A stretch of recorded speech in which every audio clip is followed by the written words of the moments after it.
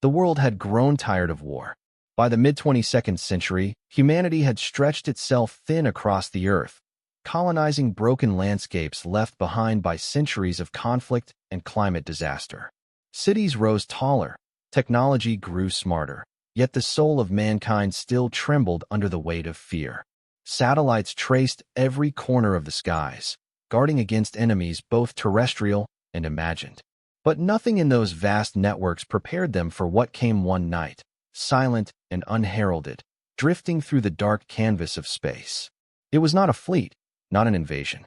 It was a single vessel, smaller than a commercial shuttle, and broken, as though it had crawled across light years only to collapse upon Earth's gravity. It fell not with fire but with grace, sliding into the atmosphere and dissolving into a storm over the Atlantic. No radar detected it. No government announced its entry. Only a fisherman off the coast of Iceland, staring into lightning-seas, swore he saw a tear in the heavens spill something glowing into the waves. 3 days later, the story began in earnest. A child was found on the black sands near Vik, lying among shards of strange metal that shimmered like glass when wet. The locals thought it a miracle that she was alive.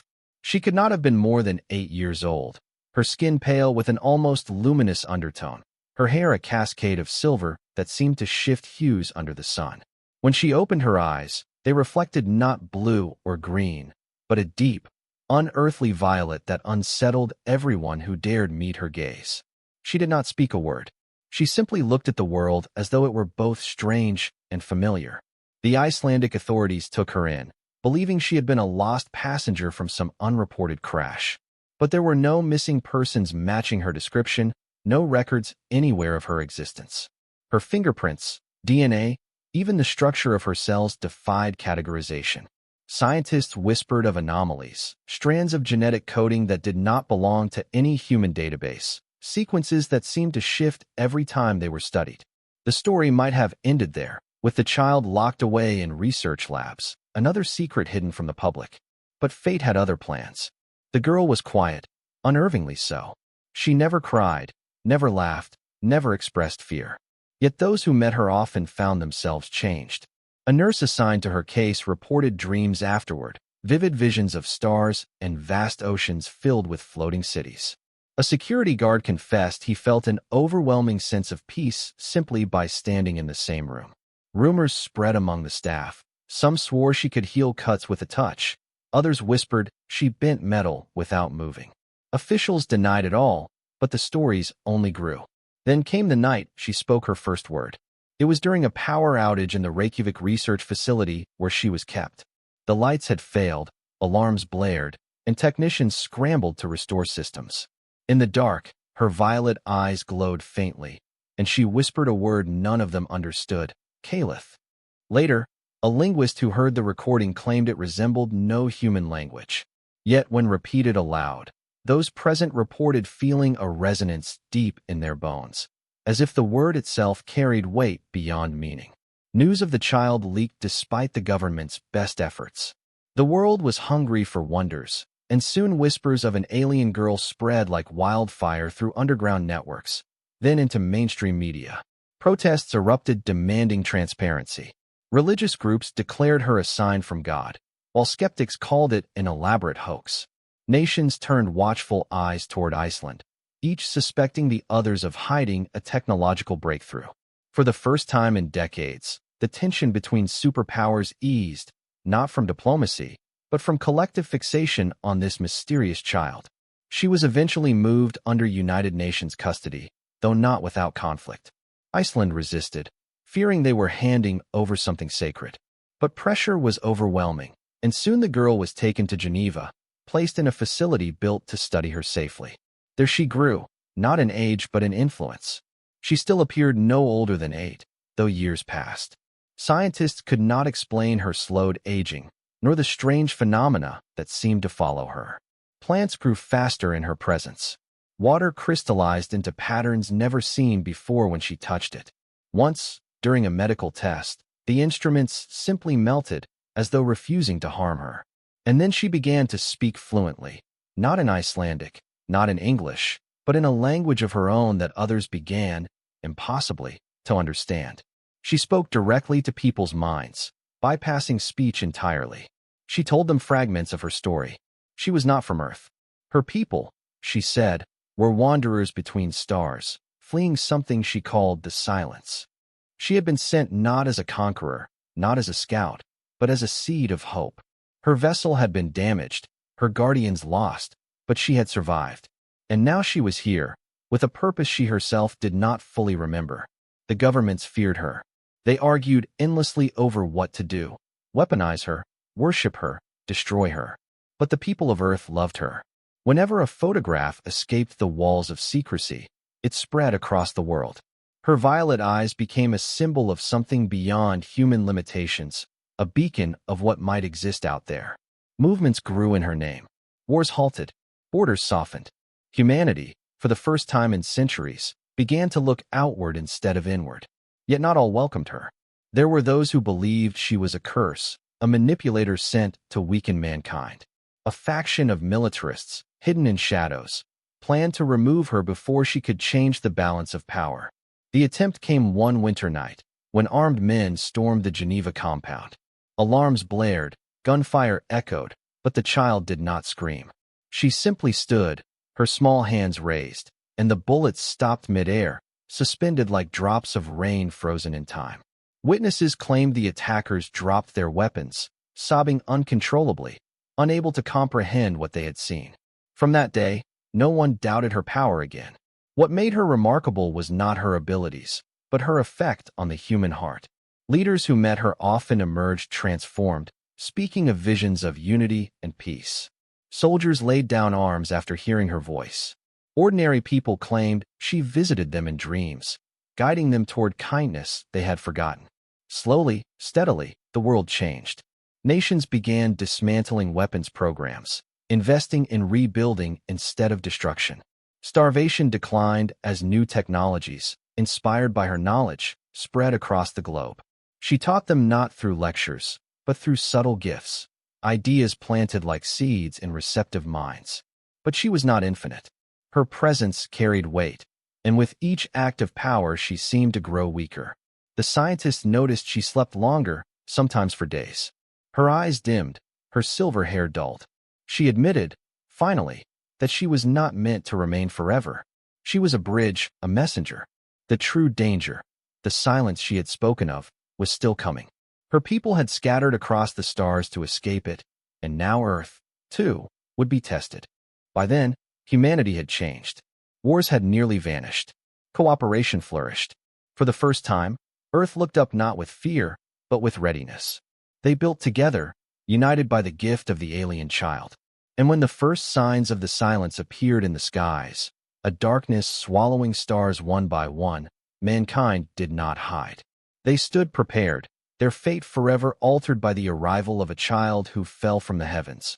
The years that followed her arrival became known as the awakening. Historians would later debate when exactly it began, whether it was the night her violet eyes first opened on Iceland's black shore, or the moment the guns turned to tears in Geneva. But for those who lived it, there was no question. The child had changed everything.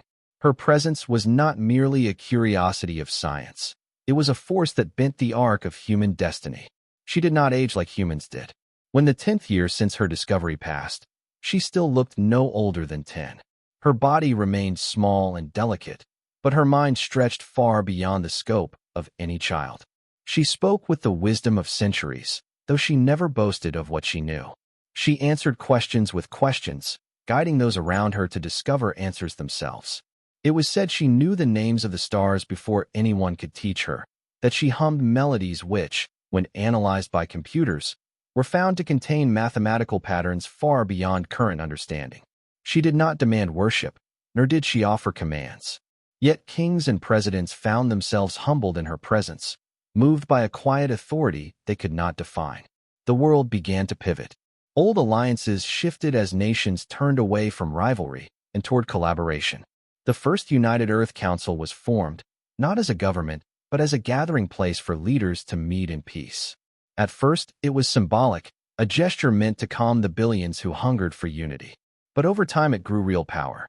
Budgets once meant for weapons were pooled into projects of restoration, reversing deserts, purifying oceans, regrowing forests. The alien child, who had no name until she chose one, became the face of this new age. She called herself Caliph, repeating the words she had spoken during the power outage years before. It was not a title, not a name from her people, but something she said belonged to the earth now. But not everyone welcomed the change. Deep within fractured societies, resentment simmered.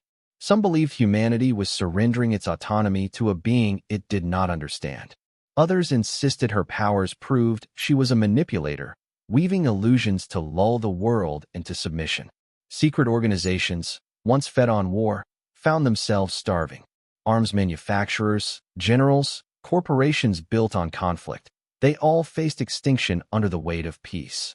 And so, while the surface of the earth brightened, shadows thickened beneath. Caliph felt it.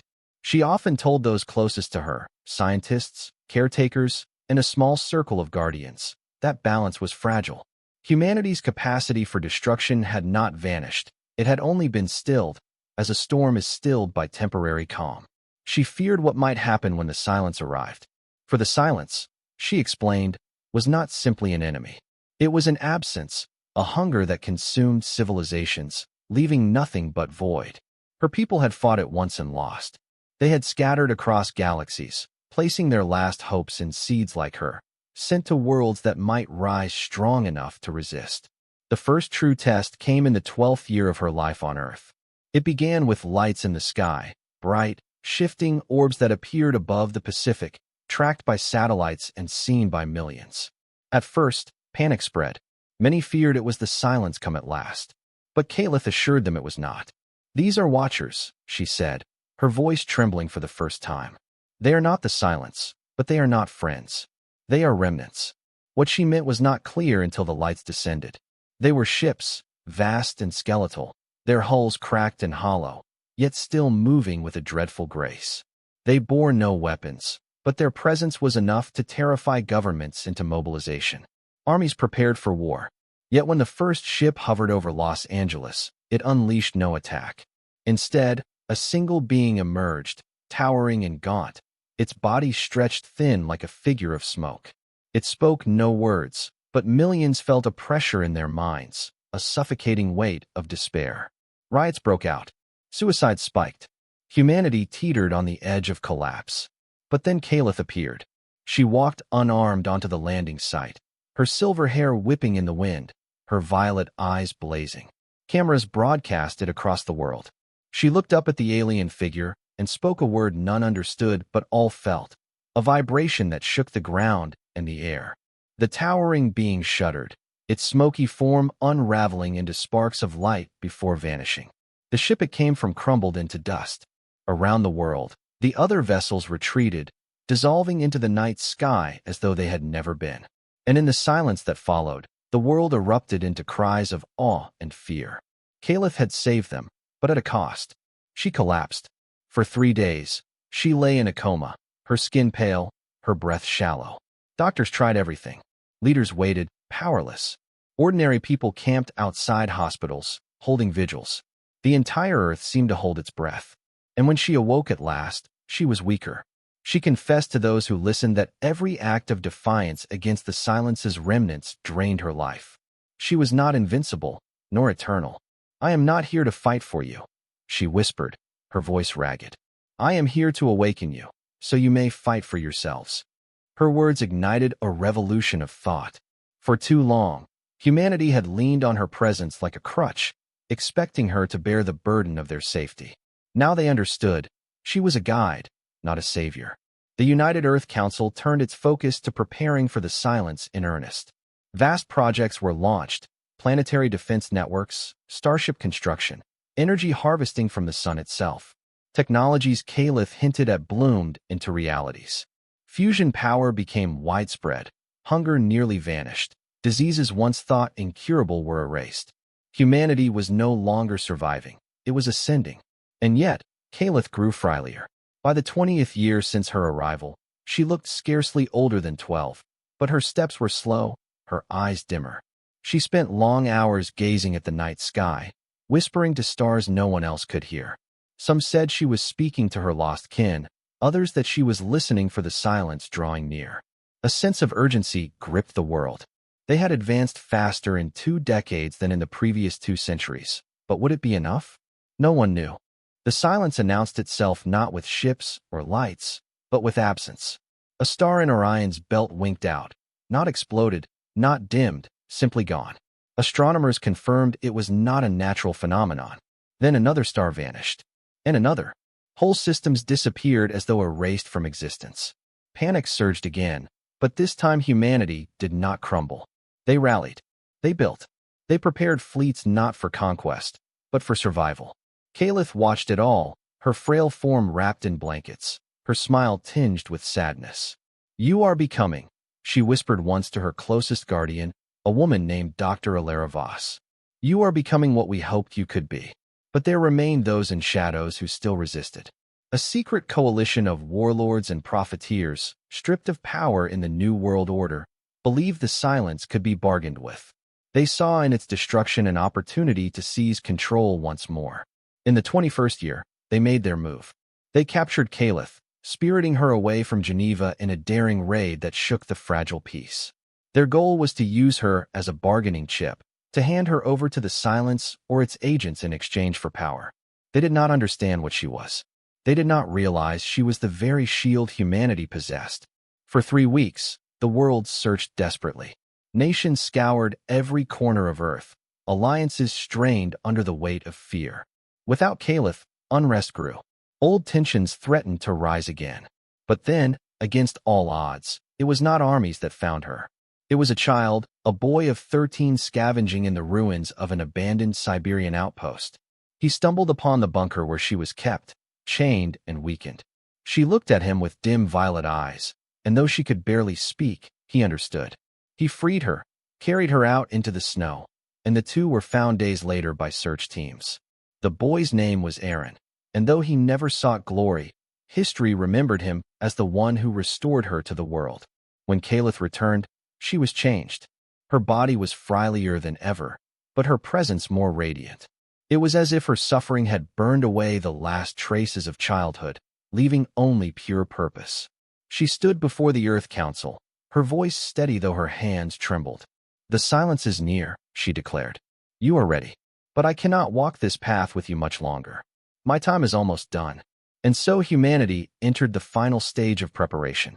Starships rose into orbit, sleek and powerful, carrying not weapons of destruction but shields of light, engines that bent space, and seeds of life to carry across the stars if Earth fell.